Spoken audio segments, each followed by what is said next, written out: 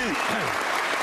Hello and welcome to the BMW M5, which is very expensive. However, I know of a car which does all the same sort of stuff for half the price, so that's got to be worth a look, even though it is a bit Australian. Welcome everyone to the VXR8. Like the M5, it's a spacious four-door, five-seater saloon car with much leather, many buttons and a large boot. Like the M5, it'll bumble about all day, quietly and comfortably. And like the M5, it's capable, when the mood takes you, of being absolutely and completely bonkers.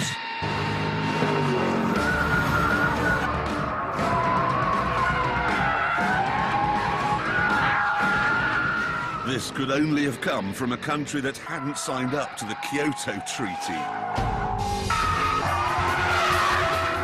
For such a big, comfortable car, it's staggeringly easy to drive really fast.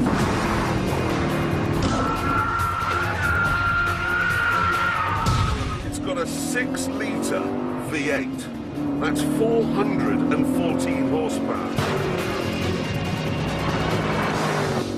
60, less than 5 seconds.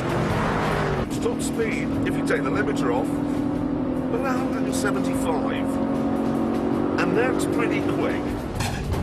And it's yours for just £35,000. Now, for that sort of money, what you'd normally be looking at is a 3-litre BMW 5 Series, or a 3.2-litre Audi A6, or a 2.8-litre Mercedes E-Class. Now, they're all very nice cars, they really are, but they're not really in the same league as the big V8.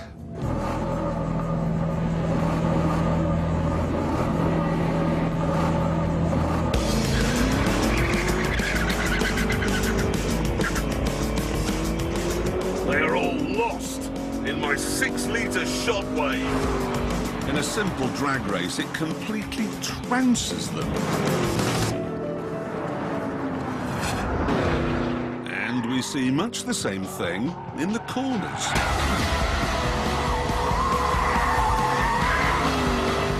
Out of the way, Germans! Thank you. This then delivers M5 power games for £30,000 less. So what exactly are you missing out on? Well, first of all, the BMW comes with a BMW badge, and that is worth its weight in myrrh. Whereas this is being sold in Britain as a Vauxhall. What's more, inside it's a bit like a Curry's own brand stereo.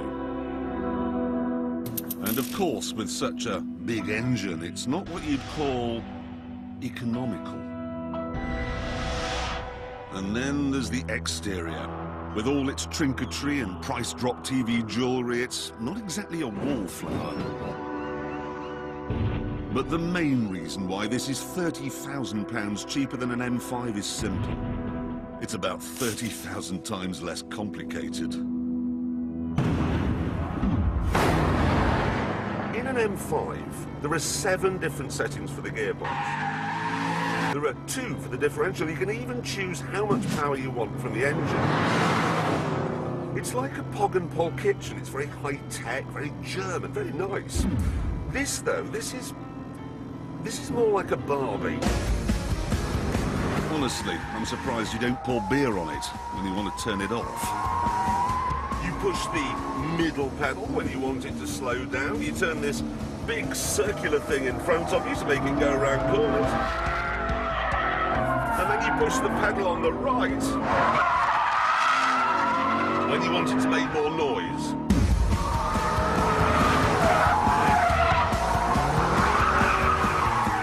This car, then. It's as dainty as a hobnail boot, as feminine as a burst sausage. And I've got to say, I love it.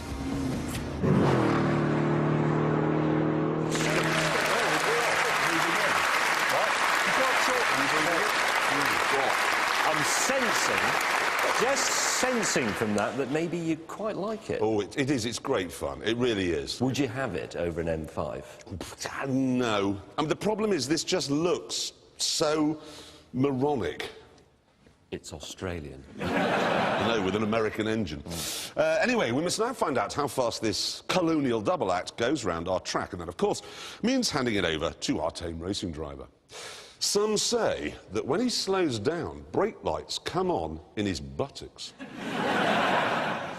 And that if he'd been the manager of the England football squad last week, he wouldn't have been a feckless, ginger gum-chewing buffoon who ruined it for all of us.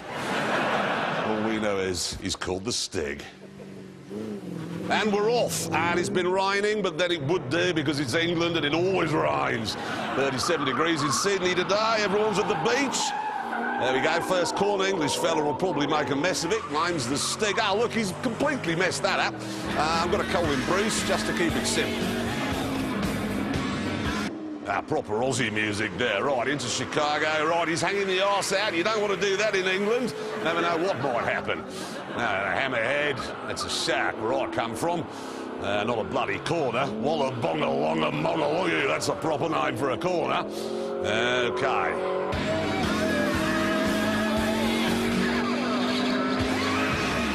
Right, the follow through. Let's see this limp-wristed Pom open the taps. Okay, second to last corner. Of course, if Alan Jones was driving, we'd be done by now. Yeah, proper driver Jones, he man's man, really knew how to fry up a steak. I saw him wrestle a gooly snake. He had fists the size of prawns. They're Australian, these two. A couple of Australians turn up to hear the time, and it is, you ready? It's bar o'clock. Bar o'clock, yeah, well, you can get going because it's 1:31.3. So it's right here, look. I know it was wet, but it's still behind everything from Europe.